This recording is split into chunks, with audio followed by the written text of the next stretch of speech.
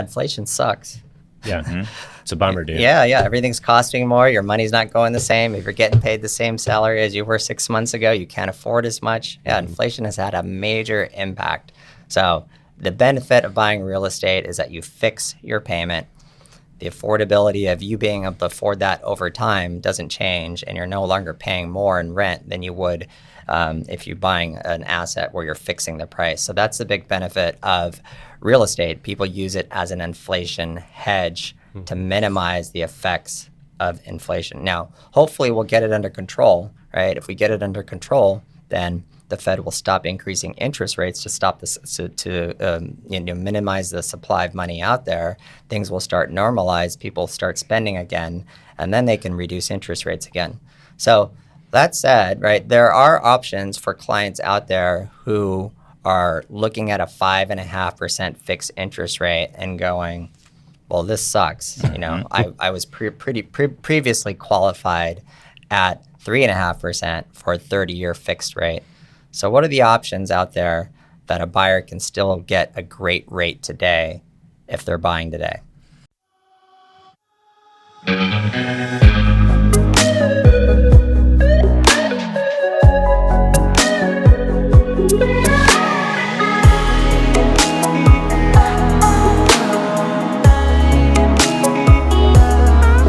What's up, everybody? Welcome back to another episode of the Seattle Living and Wealth Building Podcast. My name is Maynard Wagner. I'm the team leader and CEO of the Wagner Real Estate Group. And I've got a couple powerhouse brokers with me, Justin Day and Michael Dapper. Howdy. Howdy. All right. He just came from a rodeo, I guess. So, well, what's going on, guys? How you doing?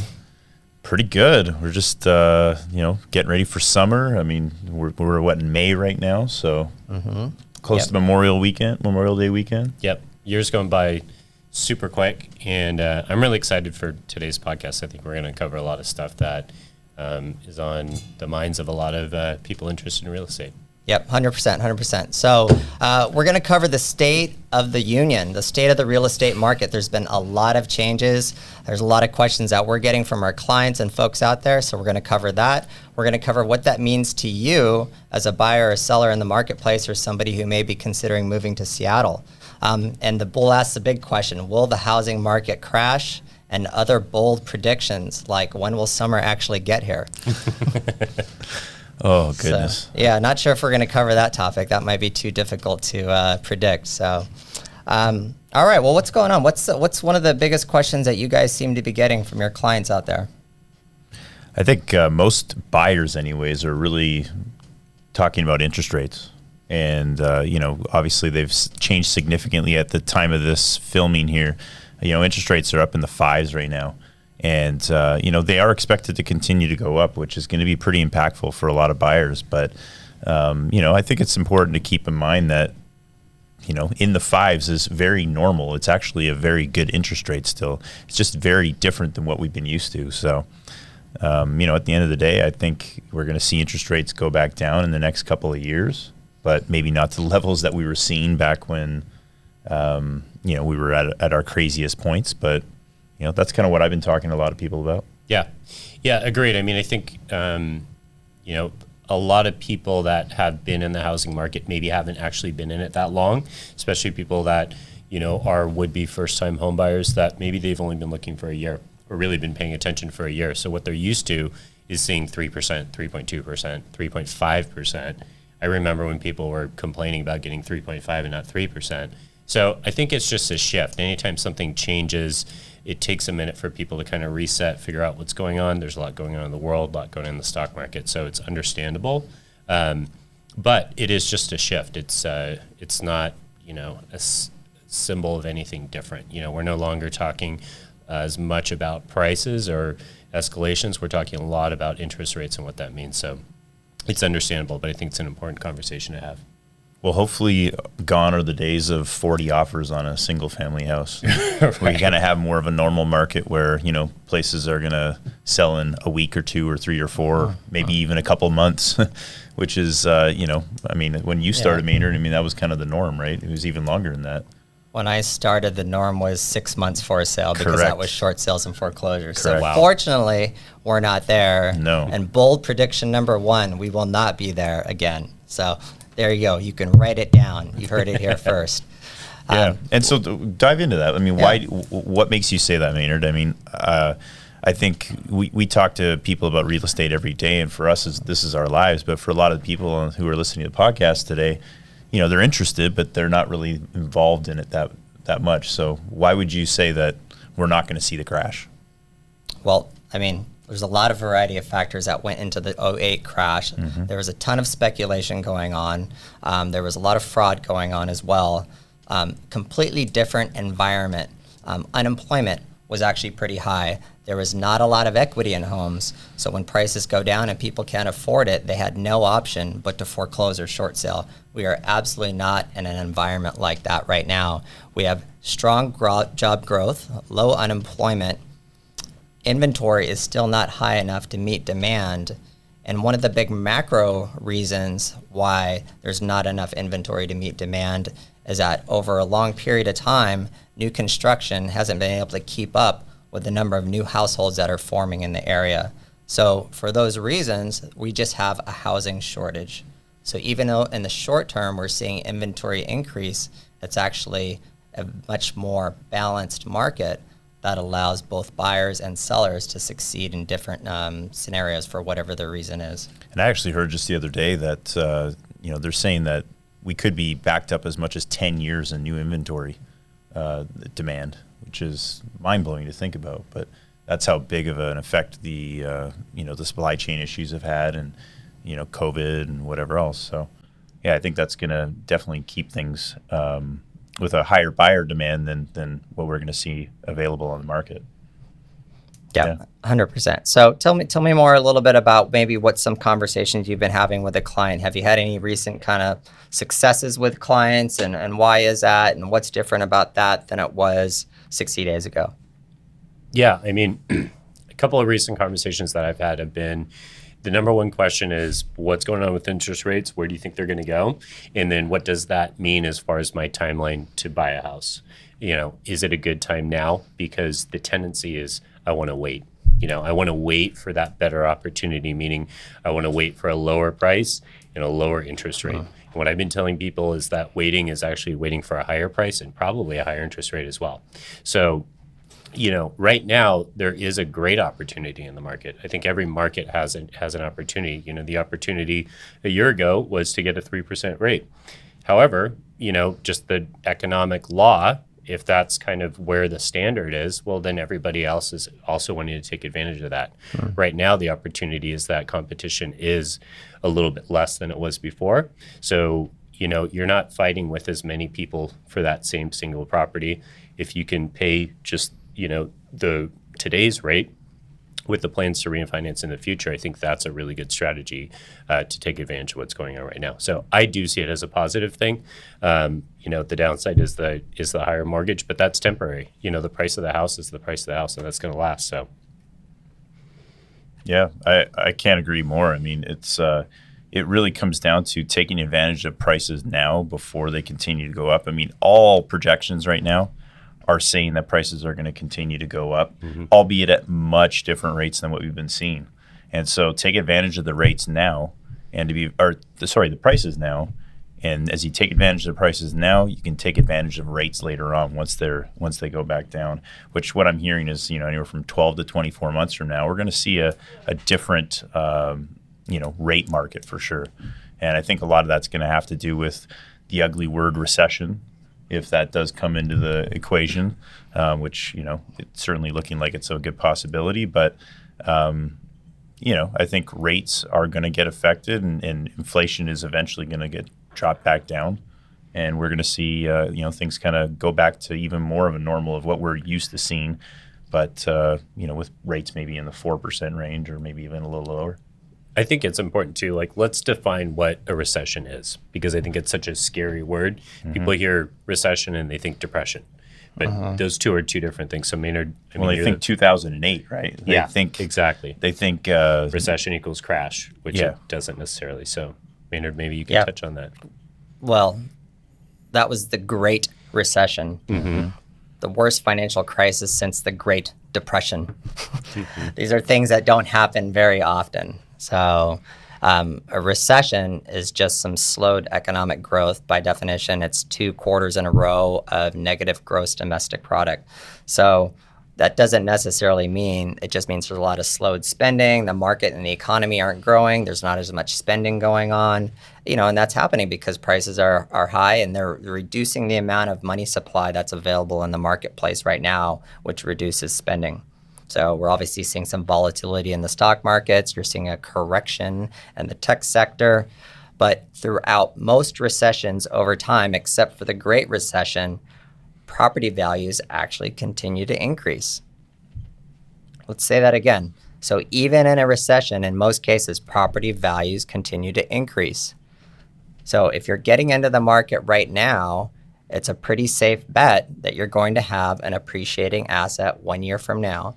And the longer you're in the market, the more you're going to be able to ride the little bit of volatility that happens, and you're going to have an asset 5 years from now that most analysts are projecting is going to be an increase of anywhere from roughly 20% to 30%. So you can continue to wait in the sidelines and try to predict when Amazon will be at its lowest point, or Tesla will be at its lowest point, or real estate will be at its lowest point, or you kind of get into the game and hold on to it for a longer period of time, and you're going to be fine when you're buying a blue chip asset like real estate. Yeah, it's funny because I don't quote me on this exactly, but I saw something recently. I think it was 180 of the last 184 quarters, 163 of them had shown positive price appreciation in real estate, and of which a lot of those were significant price appreciations within a quarter. Like we're talking 5, 10, 15% in a quarter. Whereas the depreciation, all but 2 of them were 1 or 2%. All but 2 of them were 1 or 2% depreciation. Wow. So, obviously that's a showing us that the housing market has increased a lot over the last 184 quarters. But it just shows that is, you can feel pretty good about the fact that, if we have a quarter where things kind of slow down in a way where we might see some price depreciation, at the end of the day, it's going to be another quarter or 2 before it really starts to pick back up again. Right. I think that's to sum it up, if your fear is, well, what happens if we have a recession? Well, let's say we do have a recession. That there was 2 months of negative or zero growth. 2 quarters. 2 quarters, sorry, 6 months. So if that happens and you're in real estate for the long game, which is where the money is made, right? So what? I mean, at the end of the day, so what? If you own your house for 5 or 6 years, which most people do, many people much longer than that, it's not going to have an effect. That's where I think the mindset of investing in real estate needs to be, is in the long term. There's been people that have made a lot of money in the last 2 years of buying real estate and selling it very quickly. I mean, I had a client that made, almost 40%, and he sold his house less than 2 years after owning it. That's pretty incredible. But realistically, you're not going to be able to duplicate that every single year, or else nobody would be buying anything besides real estate, right? So it's just the natural law of how this works. So I do think it's a really good time. Yeah, I mean, if anything, right, when we're making these predictions, we're giving some data, we're talking about statistics, we're just trying to remove a little bit of the fear and the anxiety that you might have as a buyer, whether it's a good time to buy or not, right? So is my asset going to appreciate over time? Yes, you can pretty much bank on it if you're going to hold it over time. Doesn't mean it's the right time to buy for you. We've definitely had a lot of buyers who've been affected because they were pre-approved or pre-qualified at a rate of 3.5%, and today it's 5.5% in some cases. On a roughly $800,000 mortgage, if somebody's putting 20% down on $1 million asset here in Seattle, that's a significant impact. Could be $1,000. That could be $800, $1,000. So those are real dollars. So we're not discounting that fact at all. But again, if you're able to afford it and it makes sense for you and you want to hold on to it for a period of time, then absolutely do not be worried about buying into the market right now. Yeah, and to go into that, Maynard, I mean, I hear the word crash a lot. Yeah. And honestly, it kind of bothers me a little bit because what is a market crash? A real estate market crash? I mean, to me, I think of 2008. And I think that's what most people automatically go to. But, you know, what we're seeing right now is we're seeing a market slowdown, which you could even put into different words and say it's a market normalization. I mean, we're going back to a more normal market. The last several years have been chaotic and crazy for a lot of people. We've seen appreciations like we've never seen before. And so to have, you know, things kind of normalize a little bit, we're going to see places that take a few weeks to sell instead of everything taking 5 or 6 days. You know, it's a normal market. What are your thoughts? Yeah, I think property, you know, micro markets in a specific property, depending on what that property offers, if it's a really unique property or really hard to duplicate, those ones we're still seeing a lot of competition on. You know, other homes or the condo market obviously behaves a lot differently. So we're seeing some changes there as far as days on market go. But, you know, for well-priced listings, they're not having a problem selling in a reasonable amount of time. I think what is a reasonable amount of time is no longer thought of as 4 days, right? Yeah. You know, if Right. it takes 2 weeks to sell your property, that's not a problem. Or a month, you know, that's not a problem. So, yeah, I think it's just a little bit more nuance is involved in the market now. And sellers' expectations are always lagging behind from what we're seeing because we're looking at this on a daily basis. So they might be looking at what their neighbor's house sold for 2 months ago. That no longer is really going to be a good comp for those properties. Yeah, but I think that really comes down to the agent that you're working with 100%. being able to communicate that effectively. Because at the end of the day, there's a lot of people who, you know, are relying on their agents for sage advice, but then they're hearing things from the media. And the media is going to give you that, oh no, like the world's ending type of thing. Right. But, you know, pricing and the strategy that goes into how a home is priced is going to be so much more important now than it was a year or two ago. Yeah, I just think that we're going to see a completely different shift especially for new agents as well. If you've only been in the industry for a year or two, I mean, you don't even know what an inspection contingency is. I mean, think of it from that perspective. So, you know, I think it's going to be take a little while for things to kind of get back to normal, and for sellers to probably have some more realistic expectations. Because I see continuously on the market right now where places are seemingly being, you know, underpriced with the intention of creating a bidding war. Right. And there's no bidding war coming. I mean, the most compelling homes, to Michael's point, are still getting multiple offers. They're still seeing that type of competition, but we're not going to see it nearly at the same level that we were seeing before. So, Agreed. fair enough. Yeah, so we'll start talking about inspection contingencies, and maybe we'll stop talking about the 22 AD. Like, little inside joke there, guys. So we're shifting, definitely. JD, get your phone out. You know, at the end of the day, though, I mean, it really comes down to what, you know, the communication that you're having with your agent, and whether or not someone feels, you know, comfortable with the environment that they're being put in. So, you know, I'm not going to get into details of an inspection contingency, but that is a very important part of a real estate transaction that, you know, hasn't been dealt with at all. And then, you know, it's going to become the norm again. You know, and just that's just one thing. I mean, pricing is probably the biggest to me. I just think that, you know, choosing what that list price is going to look like is going to be more and more and more important. So. Yeah. So if you're a seller in the marketplace, you're advising them just to be more careful about how you price the home.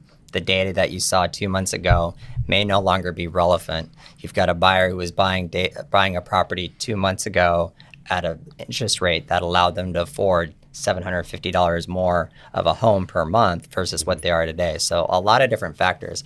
I 100% agree with you. I think right now, buyers more than ever are going to need a very skilled, experienced agent to navigate the market, because you can't put a broad brush around what's going to happen just because there's more inventory in the market and you're a buyer and now you don't have to bid as competitively, or now you get to include an inspection contingency. You know, it really varies by property, and the same thing goes when you're representing a seller. those conversations with the seller need to be much more thoughtful about the outcomes and setting up expectations. And that's the power of an experienced agent in this market. 100%. And there are two of them right here, Michael Dapper and Justin Day. Three of them. Myself, I'm Yourself. not too shabby You're sometimes yeah. myself either. Yeah. No, I think that's really the name of the game right now is understanding what you're looking at, because it's not a single strategy. Just this strategy works for this market, right? Every property is going to have a different strategy depending on what we're looking at, what the seller's expectations are, the conversations that you're having, and I think that nuance in knowing how to get the deal done with gathering all that information, rather than just, I'm going to be the first one out to see it, we're going to book it, we're going to write an offer, the same offer that we're writing for a year straight. That's not what we're doing anymore. And I think it's good. I mean, I think it's going to take more skill to be successful in this industry. So the people that are really working at it and care about their clients are going to be the ones to continue. I want to talk about inflation a little bit. It's kind of a boring topic, That's a but big word. I do think that it's a question that I get asked a little bit, and I mean, inflation is at crazy high levels right now, and I think it's going to continue to be at a relatively high level for a little while. But the one thing that always pops into my mind with inflation is it directly impacts things like rent prices. Mm-hmm.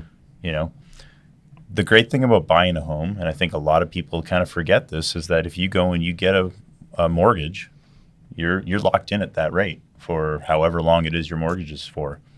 And whereas, with inflation being where it is, I mean, next year your rent could be 8% higher than it is right now. So how do you guys think that inflation is going to continue to affect home buying specifically as we get into 2023? Any thoughts? Well, I mean, I think the immediate effect is on what your mortgage rate would be. But, I think to Maynard's point, and I feel a little insensitive. I said earlier, it doesn't matter, forget if there's a recession, but because it does matter, right? I mean, it matters for people's stocks and assets and everything like that. But my point there was that, there is some opportunity in this market.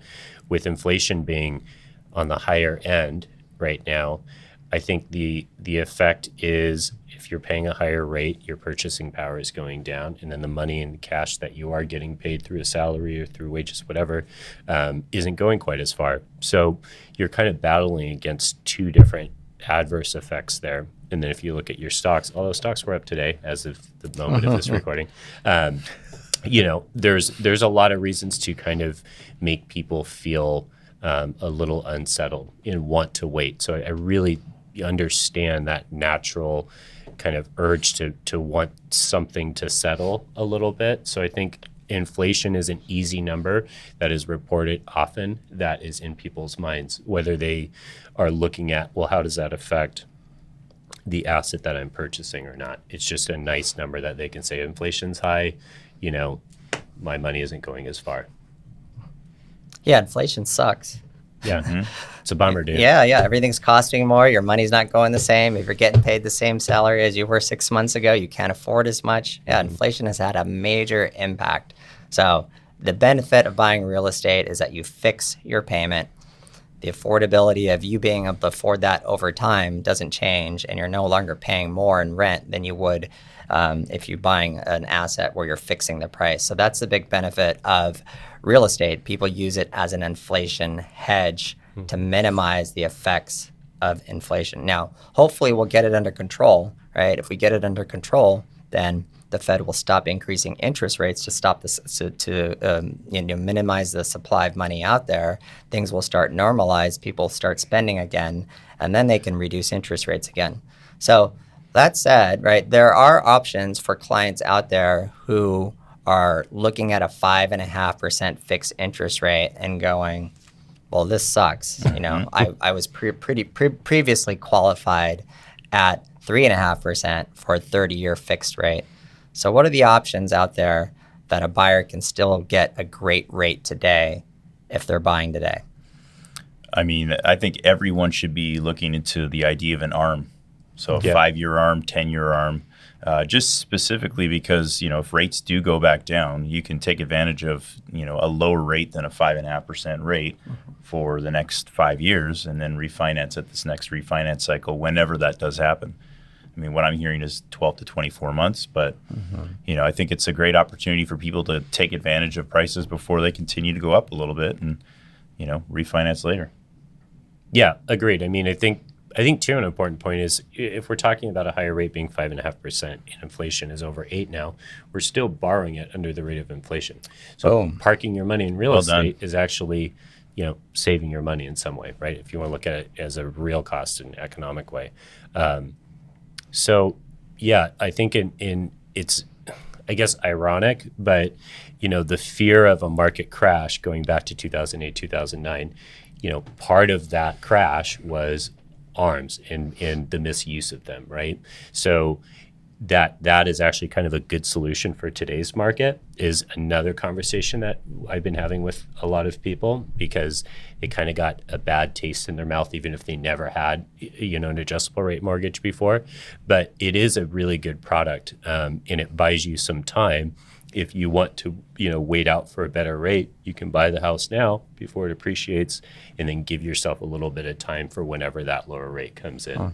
I think it's also important to note that, several years or a few years ago, the average length that someone would own a home was about 7 years. 7 years. And everyone always is fixated on 30-year fixed mortgages. I mean, at the end of the day, like 30, you don't need 30 years to have a fixed rate. I mean, having a 10-year arm is going to satisfy most people's needs for a home loan. And during that 10-year period, you're going to have that opportunity to refinance at some point. So that's great. Yeah. So if you're a buyer in the marketplace today and you're affected by 5% plus interest rates, the option for you is there are adjustable rate mortgages out there that allow you to lock in a lower rate, for example, at 4%. That increases your purchasing power. You can still lock in that rate for a period of up to 7 years, 10 years, whatever you want. And in most cases, you're going to be able to refinance either at a lower rate or you're going to sell that property because most people don't hold on to a property more than 7 years. So that's a great solution for you if you're trying to figure out a way to minimize your interest rate while still not taking on too much risk. And I would advise people to probably not go with anything shorter than a 5-year arm. I think that's pretty risky, especially with the uncertainty and what rates are doing. And, here's one wrinkle to that is it could be, but there are actually caps on how much the interest rate will increase after the reset. 2%? So it doesn't, less than 2%. It doesn't automatically jump up 3%. Usually there's like 0.5% increases. There are caps under 1%. So it's not as impactful, at least right away, as you might think it is. Excellent point. Well, cool. Give me some tips now for, let's say, you're talking with a buyer right now. They're trying to figure out how to navigate this market. Any tips, any advice that you would give? Well, okay. Glad you're asking that, Maynard, because I actually just had a conversation with a client that was planning to submit an offer this morning. Okay. And he decided that he doesn't want to submit the offer anymore. He was really gung-ho on this place. And so he let me know that he thought about it some more, and the monthly payment was it was too high for what he was wanting to contribute towards this house. And, long story short, I asked to have a conversation with him because he sent this to me through text message. And I knew that wasn't exactly the right way of leaving that conversation. So, as the knowledge broker, I mean, my goal was to help provide him some perspective, to provide him some insight. And, I was able to kind of start talking through the fact that, okay, if he wants to use this as an investment property down the road, you don't need to 100% cash flow this property to have it make sense at whatever price it is that he's looking at. All you really need to do is cover your costs, the cost of doing business, which is your interest, your property taxes, your utilities, insurance, those types of things. If you can cover everything and then even just cover a little bit of the principal, it's almost like a forced savings plan for many people. And I always like to use that perspective for people who are looking to potentially use something as a primary residence and then transition it into a an investment property. Because, you know, yes, if you can cover all those costs and you cover a little bit of your principal, but not all of it, you're still going to see some appreciation over time. And from that perspective, it can be a fantastic investment still.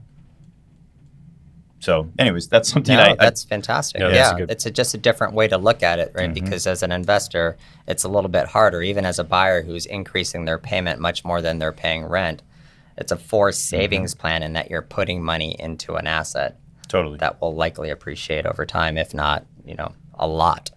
Yeah, without a doubt. And you know, I did actually use the example that we were talking about earlier about inflation and how, you know, inflation is negatively impacting rents right now. And I'm saying, okay, well, if you want to live downtown in downtown core, or actually he's looking to purchase in Ballard specifically, but if you want to live closer to the city, you know, if you want to do that, I mean, when is it going to become cheaper? I mean, if you're going to go down there and rent, well, your rent may be $3,000 a month right now, and your mortgage payment would be $3,600 a month. So, okay, $600 that you'd be saving right now. What's that going to look like in a year from now, or 2 years from now? So, Did he submit? he did not. Oh. Not yet. But we are going to talk in the morning and see if he's had a change of heart. Because, you know, as I said, you know, that's why you work with great agents like us, is because we're able to give people perspective. My job is not to sit here and tell someone, yes, you should do this. My job is to say, yes, I understand your perspective, but here's another, you know, idea of why this could potentially be something you really want to do. And you'll be missing out if you don't take advantage of it. But I mean, I think that's a great point, though, JD. I mean, that's definitely not the way that most people would think about it, right? That they're thinking about, well, if it's an investment property, I want to be cash flow positive month one. But, you know, if you look at it, most investments, or even if you start up a new business, a lot of times people don't make their first cash flow positive, you know, in maybe 2-3 years down the road. So even if you buy a place at a higher interest rate, you plan on renting it out, you know, like you said, if you can just barely break into principal, you're still putting money into, you know, equity there, which will pay you back in the future. So, yeah, well done. Cool. What a wise guy. No, it's great. The perspective is right. Exactly. You're so experienced in looking at the investments in different ways and why people buy and sell. It's always nice to have that fresh perspective on how to look at things. And again, it's a new environment. We're having different conversations than we were having a year ago, and that's going to continue. Michael, you've had some success recently with a couple buyers. Tell us more about that. Yeah, so 2 totally different properties, 2 totally different strategies. So, you know, one buyer is looking for, you know, a single family home. We found this great house out in Broadview, and it was listed a little low, in my opinion. And I after speaking with the agent, the strategy wasn't necessarily to drive up this bidding war, but it was an elderly seller that wanted to make sure the house sold. So after kind of seeing what she had, the listing agent got a lot of activity, and I knew with my client and what my client wanted to do. She really wanted this house, and she had the means to do so. So this wasn't a situation of forcing, you know, somebody. We don't force people to do anything because, you know, there are financial constraints that sometimes you can't just do it. But we submitted an early offer, and after going back and forth a little bit about price and kind of testing the waters there, we were able to get into contract well above list price. But, you know, by submitting the early offer, my strategy there is really to say, you know, hey, we're serious. We've got these great qualifications.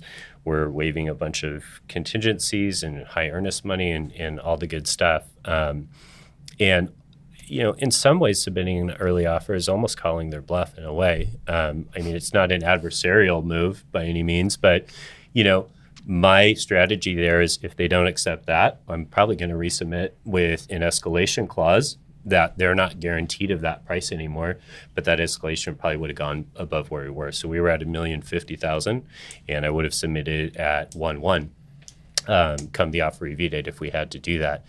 The seller, though, you know, they're on the other side of it thinking, well, wow, this is a really great offer. It's super clean, well written, great agent communication. And, we don't know that we can do better than this on Monday. That's exactly right. And that's kind of how that works. It's a little, I called Maynard up and discussed this strategy, and I said, I think they want to wait, but it might be time to play some poker. So we played some poker and won. Boom. Congrats, Michael. Thank you, sir. Second buyer, totally different situation. First time buyer buying a place with her parents. And we looked at 4 or 5 different condos, found a condo in Lower Queen Anne, really, really great property, perfect fit for her. And it had been on the market for 20 days. I think it was priced pretty fairly. If I would have listed it, I probably would have listed it right around there. But it just wasn't getting the same attention. They did have an offer review date that had obviously expired. They hadn't had any price reductions. Had a conversation with that agent, and we got it for $15,000 less with financing contingency. We waived inspection because they provided that, but with financing, we didn't provide any appraisal gap. We didn't do anything fancy. Still had an HOA review period, which that's something that you don't always have the luxury of having that time. So completely different situation, but the strategy there was still the same. What's going to work for both the buyer and seller to come to a mutual agreement that makes sense. Everybody's happy all the way around. Those sellers, had already moved out of the country, and they just wanted it sold, and there we were. Cool. Yeah, 2 different strategies, 2 different clients, 2 different situations. Again, that's kind of what the market that we're in right now is. Every situation is going to be unique. In one case, you identified a seller who was likely going to get a bidding war, but that seller had uncertainty about what price they would be able to get. So once a compelling early offer was submitted, Michael was able to get his client into that property at a great price while avoiding the bidding war. So awesome strategy there. And situation number 2, different house, different property. It had been on the market a little bit of time, was probably priced fairly because we have a little bit of a slowing market, there was an opportunity to get a discount for his client, and he did. So again, that's kind of the market that we're in right now. There is a lot of uncertainty on both sides of the buyer and both sides of the seller. So just need to be careful and navigate each situation accordingly. Yeah, when you flip that on the other side of the seller side, Maynard, I mean, just as long as the seller had a realistic expectation of what things could look like, I think it's all good. Like the Broadview house, I mean, you submit above list price, like a good amount above list price, but if their expectation was much higher than that, they could have been disappointed because you could have been the only offer and gotten it for list price. 100%. And think of how much of a disaster that would be. Yep. And that's, part of the challenge that we're going to see over the next the next year, I'd say through the rest of this year and into the beginning of next is, pricing is going to be everything. Yeah. So sellers, I mean, don't just assume that your place is going to have multiple offers. Don't assume it's going to sell in 1 week or less. We're going to be in a different type of market here. And, it's really important to be trusting of what your agent's telling you because we live and breathe this every single day. Yep. So don't just assume that, because this is what happened 2 months ago, or this is what happened 3 months ago, or this is what the news is telling me. Just listen to us. Right. Well, in 2, like you said about the seller could have been disappointed if, it's really like who's right here, So if the seller was wrong and they thought, no, we can do way better than that, and they're wrong, and we're the only offer, worst case scenario for them, we get it for list price, Now, if I had just told my buyer, though, on the other side of that and said, hey, we're in a way slower market. We don't need to rush into this.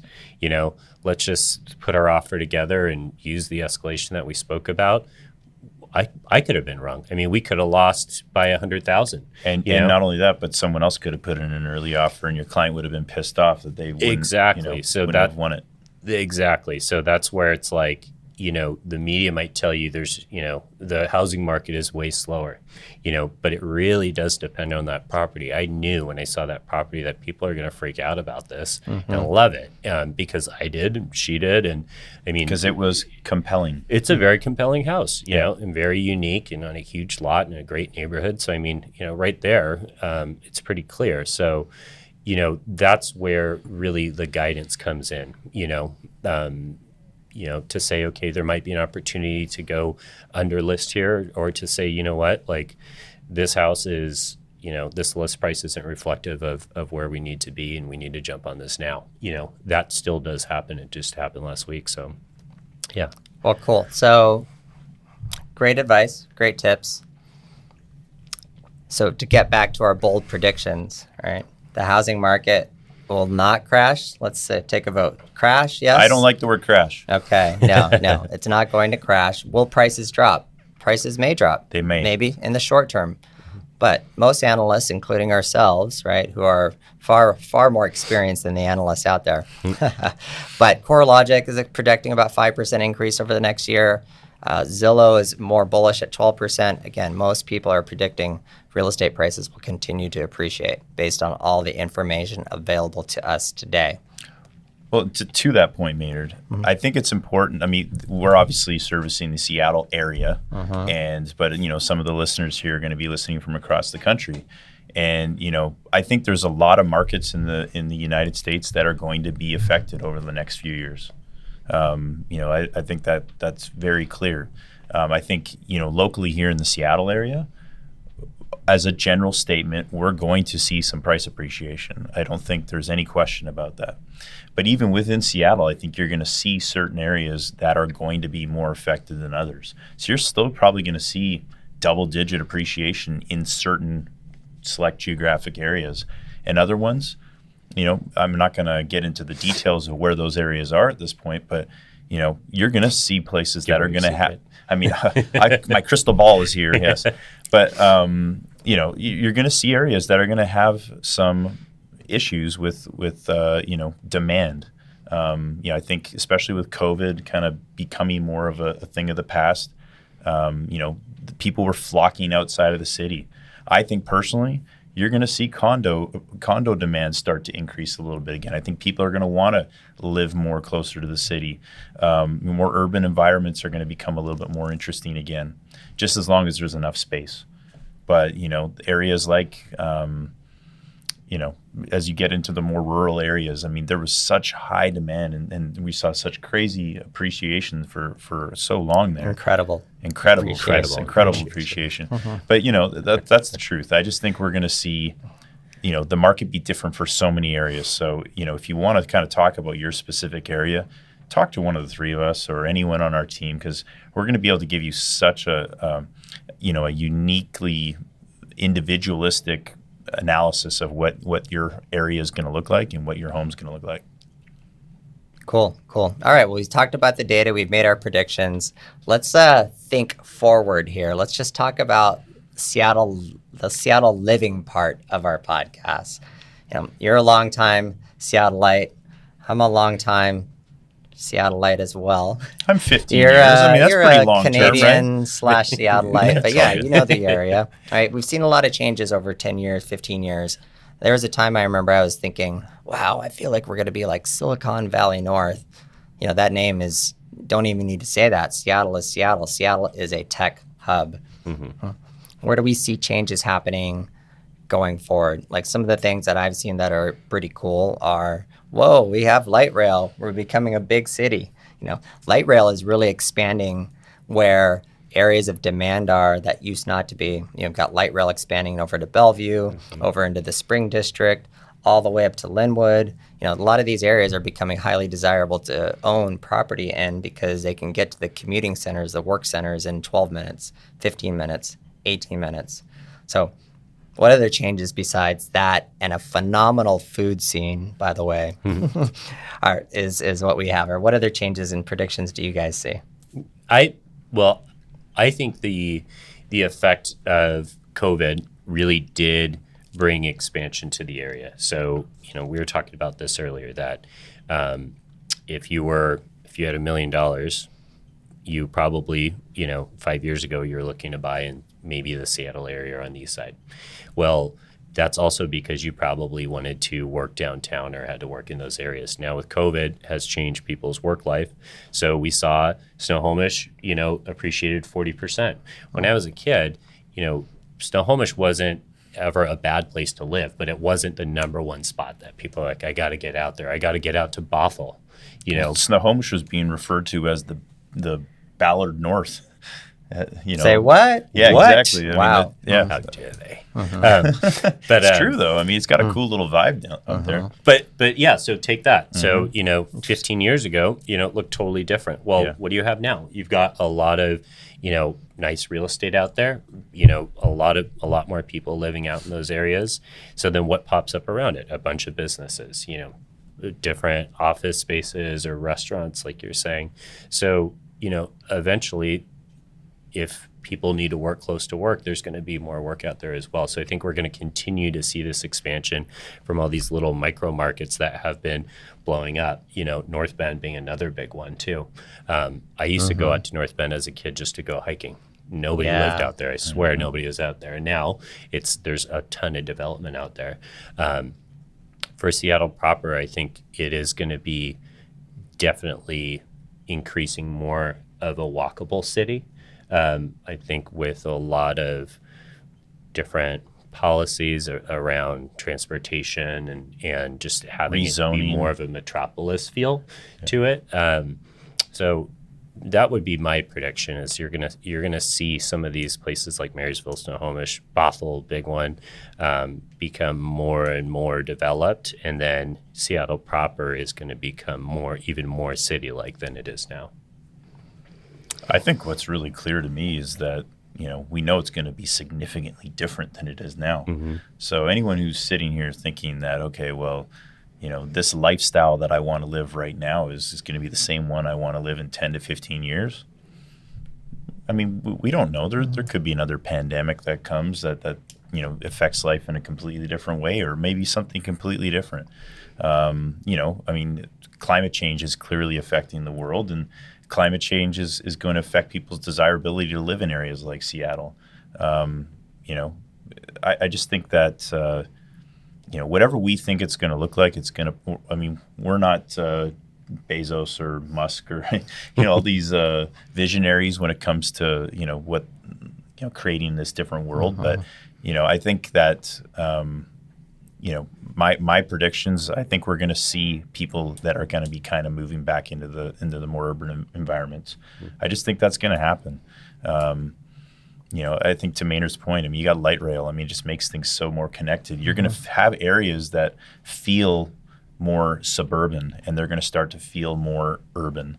Anywhere that's light rail bound is going to have these little hubs. Northgate, where our office is. Northgate is going to be an absolutely different place in 10, 15 years. It's already expanding like crazy, but, I actually, being from Vancouver, Canada, I actually see Seattle kind of going in that direction. And I'm not going to talk about housing prices specifically, but you go to Vancouver and you see high-rises I'm not talking high-rises being built in Seattle, but you can see these definite kind of downtown cores being built around things like, a light rail, or in Vancouver, a SkyTrain. So I think that's going to be really what we see as time goes on. I can see like Mount Lake Terrace around that area. That's definitely a developing area. I mentioned Northgate. As you go down further south, I don't think you're quite going to see the same levels of density, but still opportunity exists there. Yeah, my bold, less not so bold prediction is continued growth. We have, even with the tech, challenges that are happening right now in the stock market, we have anchor companies that are really shaping the future of the way we live in the world, and they're continuing to hire, they're continuing to grow. This area has become way more international, and I think that's pretty cool. That's just the diversity of opening up borders, people working virtually, talent coming from all over the place. And that's why we've seen like a food scene that is blown up with so many types of different cuisines out there. I love it. I live in North Capitol Hill. I walk around. It feels like a little cool New York neighborhood with so much diversity and so much food and so much Maynard bars always and so talking much about access. food, I tell you. Absolutely. I'm getting hungry right now as we approach the end of this podcast. So I know where I'll be going right after this.